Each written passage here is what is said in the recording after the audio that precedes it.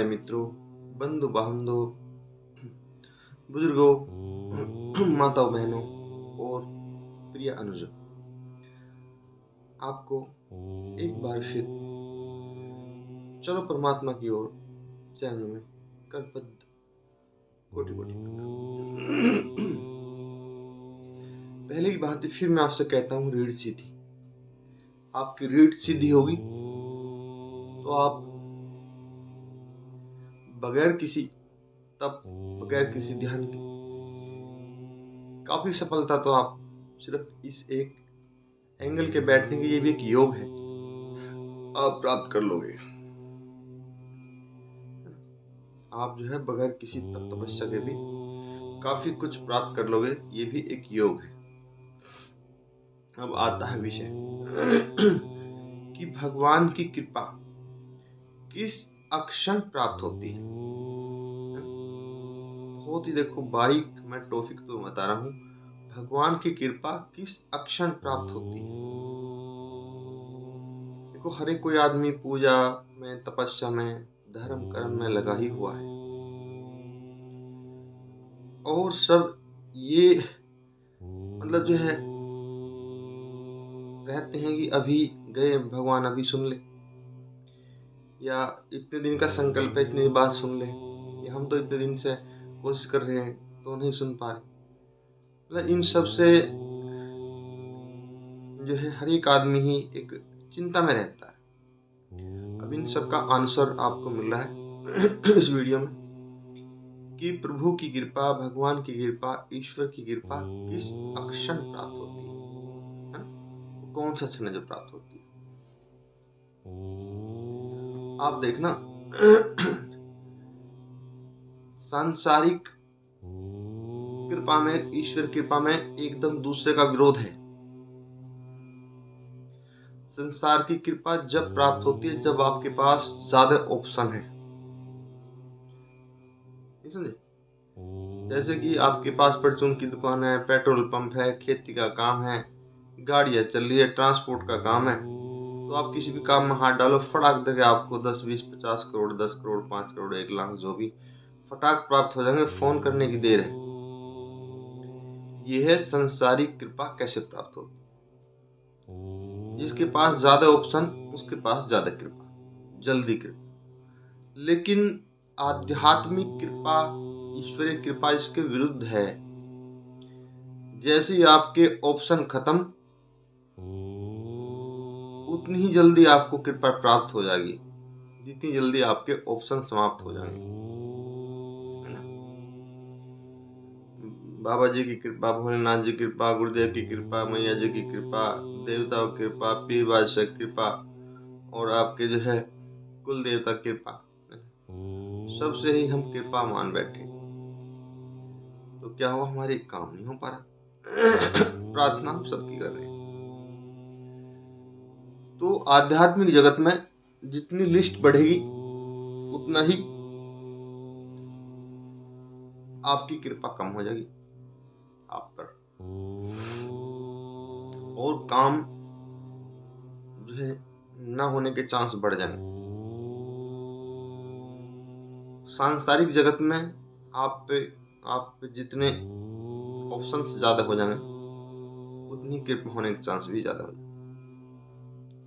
देखो, डीएम से संबंध, एसडीएम से संबंध, नेता से संबंध, प्रधानमंत्री तक संबंध, मुख्यमंत्री तक संबंध, तो कृपा बहुत बड़ी होगी। लेकिन आध्यात्मिक जगत इसके बिल्कुल उलट है, और उसमें भी जब आप एक ही देव का निरंतर आराधना चिंतन कर रहे हैं,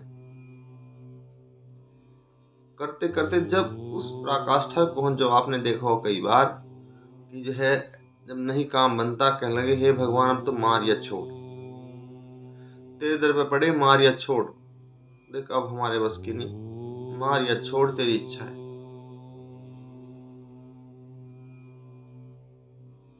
अब हम हार लिए, अब तू मार या छोड़। लेकिन उस समय आपने एक चीज देखी होगी, जब मनुष्य इस अवस्था में आता है तो वो एक समर्पण की अवस्था है। हे प्रभु अब तू मार या छोड़, तेरी इच्छा है, तेरा ही काम है, हम भी तेरे, काम भी तेरे। प्रभु मार ले या छोड़ ले, अब हम क्या करें। हम तो सिर्फ आपकी आराधना कर रहे हैं, आपके श्री चरणों में जिस हाल भी रखेगा। और जब ऐसा कहा तो देखते हैं, आपने सब ने आजमाया होगा जीवन में। मैं कोई ऐसी बात नहीं कह रहा जो मुझे ही पता है, मैं तो पूरे संसार की बात कर रहा हूँ। जब ऐसी अवस्था आती है, देखते हैं ज्यादा करोगे तत्क्षण ही काम हो जाते। मुझे ऐसा मैंने सुना भी, देखा भी, और अपनी ताऊ जी पूरी जिंदगी मैंने जो जी है अब तक, उसका मेरा अनुभव भी। अब इसमें ऐसा क्यों हुआ भाई, हर एक आदमी के लिए जिज्ञासा तो बनी है ना। वो क्यों का मतलब, एक तो आपका पूर्ण रूपेण समर्पण, पूर्ण रूपेण समर्पण कि कहते हैं तन मन धन सब है तेरा, प्रभु सब कुछ है तेरा, तेरा तुझको अर्पण क्या लागे मेरा। तो आपने पहली बार अर्पण करा नहीं तो उससे पहले तो प्रभु को आदेश दे रहे थे, परीक्षा ले रहे थे, और प्रभु को प्रभु न मान के मित्रवत कार्य कर रहे थे। ये लीजिए 11 सोमवार का व्रत रखूं और जो है हमारा बैनम्मा रुका हुआ हो जाएगा, यानी कि प्रभु को यो दिया यो दे दे, प्रभु था दुकान। आपने 11 सोमवार का पुण्य जो था आपने अर्जित करा, प्रभु को दे दिया, प्रभु ने आपका वो कार्य कर दिया। तो वहां संबंध ही कैसे, वो तो सौदा हो गया। ये कैसे संबंध, कैसा समर्पण, कैसा प्यार।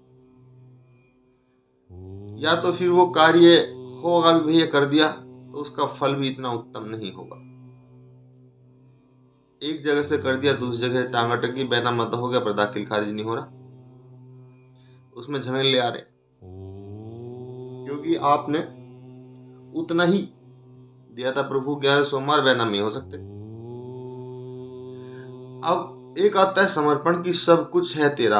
अब भैया सब कुछ ही प्रभु का कर दिया, जब सब कुछ प्रभु का कर दिया तो तुम्हारे प्रभु में अंतर ही क्या है क्या, जो प्रभु का वो तुम्हारा, जो तुम्हारा वो प्रभु।